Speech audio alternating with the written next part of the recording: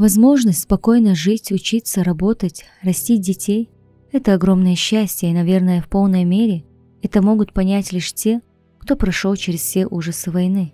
14 лет назад по поручению президента России Владимира Путина был отменен режим контртеррористической операции в Чеченской Республике, и эта дата стала событием огромной важности для всего чеченского народа. По указу главы Чеченской Республики Рамзана Ахматовича Кадырова день отмены КТО был объявлен Днем мира. По милости Всевышнего Аллаха, сегодня мы видим мирную процветающую республику. Путь, начатый первым президентом Чеченской Республики, героем России Ахматом Хаджи Кадыровым, дал свои плоды. Республика со стремительным успехом развивается во всех отраслях.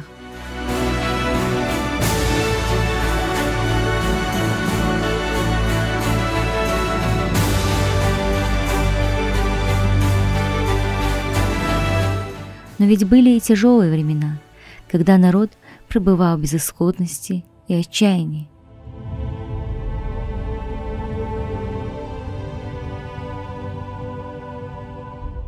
О том, через какие трудности и тяготы пришлось пройти в то тяжелое время, рассказывает нам заместитель главного врача по лечебной части Ахмадова Захарт.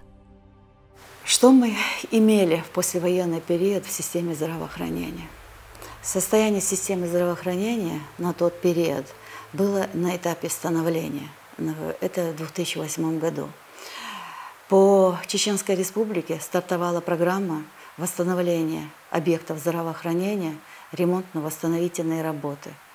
Такая программа была введена федеральным правительством для восстановления тех объектов, которые были разрушены. Я на тот период возглавляла здравоохранение Грозненского муниципального района. Все объекты здравоохранения находились в руинах. Головное учреждение, все здания и объекты были разрушены. Мы, как руководство этого района, ютились в маленьких двухкомнатушках, которые остались целыми, натянув клеенки на оконные рамы. Был соседний пятиэтажный корпус. Людей не было, возвратившихся. Корпус пустовал буквально. Мы попросили, нашли номера телефонов лиц, проживающих на первых этажах, попросили их, чтобы они нам дали возможность эксплуатировать их помещения. Сами провели там ремонты в этих их квартирах, рассадили там докторов, медперсонал, и вели прием в этих кабинетах импровизированных. Говорить вот сейчас, по истечению этого определенного времени, удивляешься тому, чего достигла эта республика.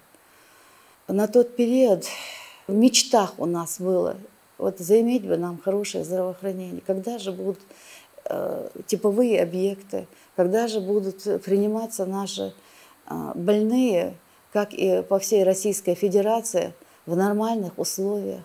Вот эта мечта сбылась в очень короткое время. Республика как феникс возродилась. Говорить о том, что мы будем оказывать помощь на таком высоком уровне, мы даже и предполагать не могли. Но благодаря энтузиазму главы республики, благодаря поддержке его начинаний, всего медицинского сообщества, вот мы пришли к тому, что республика возродилась. Республика имеет возможность оздоравливать свое население по всем направлениям. Мы можем не выезжать. Чтобы получить какую-то консультативную помощь, чтобы получить какое-то лечение, мы вынуждены были направлять серьезными заболеваниями, более-менее серьезными, за пределы Чеченской Республики. Теперь все у нас дома. И этим надо гордиться. Это достояние нашей республики. В этот период, благодаря руководителям медицинских организаций, благодаря энтузиазму самих сотрудников, те лечебные учреждения, в которых можно было провести косметический ремонт и подготовить для приема пациентов, Это делалось почти во всех лечебных учреждениях, чтобы хоть как-то организовать прием пациентов. Население, пережившее 2 военные кампании, экологическую катастрофу, переносившее в тот период огромные психологические и физические нагрузки, нуждался в выздоровлении, нуждался в реабилитации, нуждался в помощи медицинских работников. Вот та ситуация, 2 военные кампании, то, о чем я ранее сказала, оно отразилось на медико-демографической ситуации в республике. В этот период здравоохранение Чеченской Республики столкнулось с тем, что сильно выросла общая смертность населения. На 50% выросла общая смертность населения. Для медицинской общественности стало болью резкий рост общей детской смертности.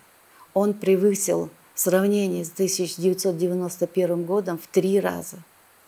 Превышала перинатальная смертность в 2,5 раза. Для решения этих вопросов необходимо было иметь соответствующие кадры, а кадров практически не было.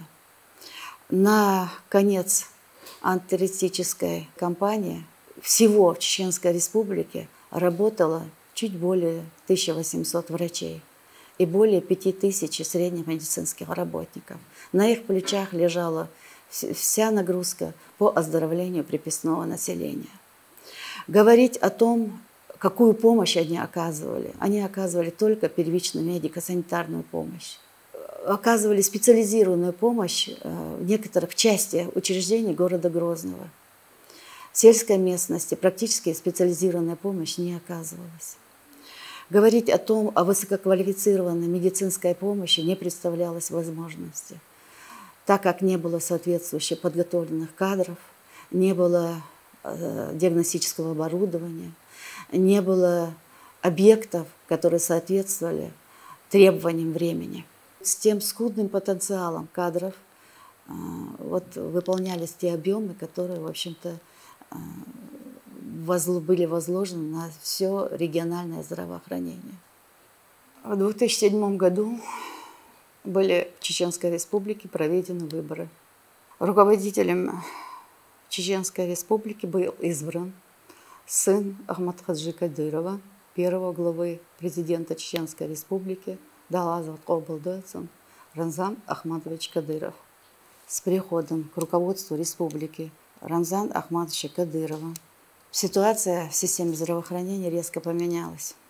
По его инициативе был призыв к нашим соотечественникам, проживающим за пределами Чеченской Республики, в других регионах, медицинским работникам, вернуться в республику для оказания медицинской помощи. На что они очень охотно откликнулись. Помимо этого, были заключены договора с зарубежными клиниками для специализации наших сотрудников, для того, чтобы они наработали практические навыки в тех технологиях, которых у нас не было. Выехало большое количество наших докторов, прошли усовершенствование. И как результат мы сегодня имеем здравоохранение, какое имеем. Нынче здравоохранение Чеченской Республики оказывает медицинскую помощь не только на уровне первичной медико-санитарной помощи, но и специализированную помощь по всем профилям и высококвалифицированную помощь по нескольким направлениям. Эти высококвалифицированные наши специалисты ежедневно спасают огромное количество жизней наших пациентов, которые находились на грани смерти или же на грани глубокой инвалидизации. Должная комплектация врачебными кадрами, кадрами среднего звена, наличие в этих учреждениях диагностического оборудования, техники, оно должно было иметь место. И оно было реализовано благодаря усилиям главы Чеченской Республики и руководству регионального министерства здравоохранения.